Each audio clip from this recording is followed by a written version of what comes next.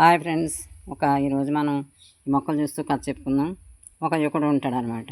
అతను హోటల్లో పాత్రలు శుభ్రం చేసే పనిలో ఉంటాడు. చాలా నిజాయితీపరుడు, దైవభక్తి గలవాడు. సత్సంగాలకు వెళ్తూ ఉంటాడు. పాత్రలు కడిగేటప్పుడు అనుకుంటూ ఉంటాడు, ఎన్నాళ్ళే పని నాకు ఎదుగు బొదుగు లేదు అనుకుంటూ భావిస్తూ ఉంటాడు.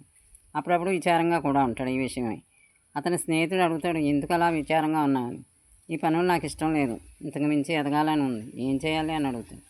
స్నేహితుడు సలహా ఇస్తాడు, రేపటి నుండి నీ పనిని ప్రేమించు, పని చేస్తూ దాన్ని ఇష్టపడుతూ నేను చాలా మంచి స్థాయికి ఎదగాలని మంచి ఆలోచనలు చేయి.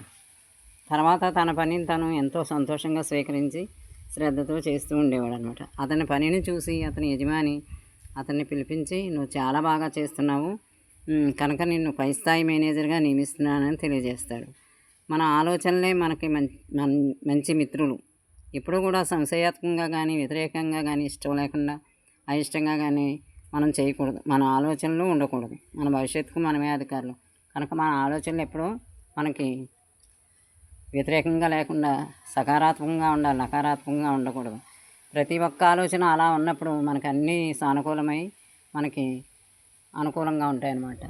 అగో చూడండి, మొక్కలు వాతావరణం చాలా బాగుంది, వర్షాన్ని వచ్చేలా ఉంది. నేను ఈరోజు వీడియో తీసి వెళ్ళాక కథ కాదు, మనలో ఇలాంటి భావాలు ఉంటాయి. మనం ఎప్పుడు వ్యతిరేకంగా ఆలోచించకూడదని మనం చెప్పుకున్నప్పుడు అలా మన పనిని ప్రేమించాలి. ముందు మన పనిని ప్రేమించి మనం చేసుకున్నాం అనుకోండి, అంతా బాగుంటుంది. దీంట్లో మనం గ్రహించాం, మన పనిని ప్రేమించాలి. ముందు ఇష్టంగా చేయాలి, వ్యతిరేకంగా ఆలోచించకూడదు, అయిష్టంగా చేయకూడదు. ఇష్టపడుతూ ఏది చేసినా కష్టం అనిపించదు. మరి మనం అలాగా ఆలోచిస్తామా? అలాగే ఉందామా? ఎప్పుడు కూడా ఇష్టపడదాం మన పని మనం టైంకి సమయాన్ని వినియోగించుకుంటూ చక్కగా వెళ్దాం. చదువైనా సరే, పని అయినా సరే, ఉద్యోగం అయినా సరే, చిన్నదైనా సరే, రాజు ఒక కింగిలా ఎలా ఉంటాడో మన పని కింద మనం అలా ఉండాలి. మనకు మనమే రాజులు అనుకోవాలి. మనం ఏమి కించబడినట్టు తక్కువ వారమని భావించుకోకూడదు. మంచిగా భావించుకుని మన పని కింద మనం మహారాజులాగా పని చేసుకుని మహారాజులా ఉన్నామని మనం భావించుకోవాలి. మన జీవితం మనది, చక్కనిగా పోషించుకుంటూ హాయిగా ఉండాలి. ఇలాంటి మంచి మాటలు, మంచి కథలు ఎంతో మనల్ని ముందుకు తీసుకెళ్తాయి. ఎవరైనా మంచి చెప్తారనుకోండి, చక్కగా వినాలి. మనం విని ఆచరించుకోవాలి. పని చేసేటప్పుడు అలాగ బాధపడుతూ అయిష్టంగా ఉండకూడదు. ఒకవేళ మన పరిస్థితులను బట్టి మనకి ఇష్టం లేని పనిలో చేరినా దాన్ని పనిని ప్రేమిస్తూ ఇష్టపడుతూ మనకి అది మనకి జీవనభృతికి అన్నిటికీ సహాయపడుతుందని దాన్ని ప్రేమించడం నేర్చుకోవాలి. ఆచరణలో పెట్టుకుని మనం ముందుకెళ్దాం. ఎలా ఉంది వాతావరణం చూడండి, ఎంత బాగుందంటే అంత బాగుంది.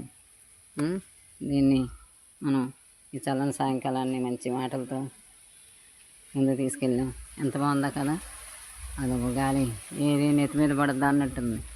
గాలి బాగా వీస్తుంది. ప్రకృతి నిమిషాల్లో మారిపోయింది. ఇప్పటి వరకు ఎండ, విపరీతమైన ఎండ. ఇప్పుడే కొబ్బరికాయలు తీసాడు, మర్చిపోయిన వీడియో తీయటం. మన ఇల్లు, గార్డెన్ ఇదంతా అన్నమాట. ఇప్పుడు ఊపిరి తీల్చుకుంటున్నాయి ఇక్కడ పాపం. సరేనా? సరే అయితే బాయ్.